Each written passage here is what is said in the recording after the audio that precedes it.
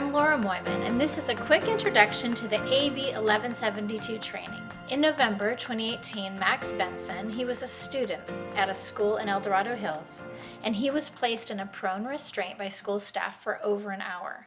He stopped breathing, and later he died at the hospital.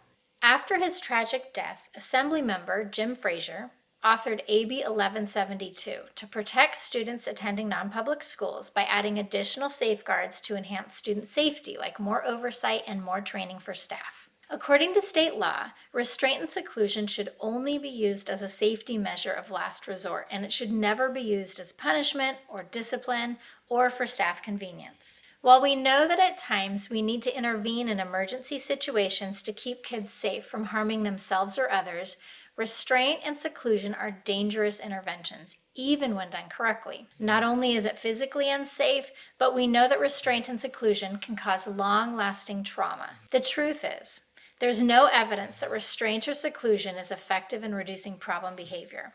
And to make matters worse, students with disabilities and students of color, especially African American boys, are disproportionately subject to restraint and seclusion. First, I want to tell you what this training is not. We're not going to focus on teaching you how to safely restrain and seclude students. Instead, this training will help you become so proactive in identifying where students are struggling and so good at providing the right kind of support in collaborative and in restorative ways that your need for seclusion and restraint will virtually disappear. As a result, both students and staff will experience a lot less anxiety, will have improved relationships, and increased well-being. In this course, we'll start with an introduction to the PBIS framework, including all 3 tiers of multi-tiered system of supports. Then, we'll cover data-based decision-making and the collection, analysis, and the use of data to inform, plan, and implement behavioral supports. Next, we'll talk about understanding behavior, including trauma-informed practices and functional thinking.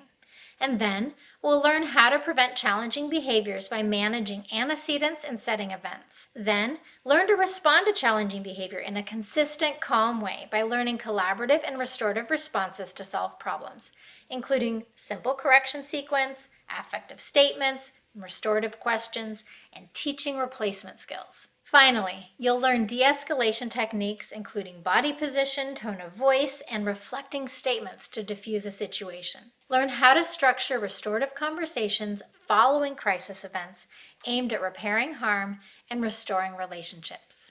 Go to lauramoiman.com for a full description of the course and details on how to sign up.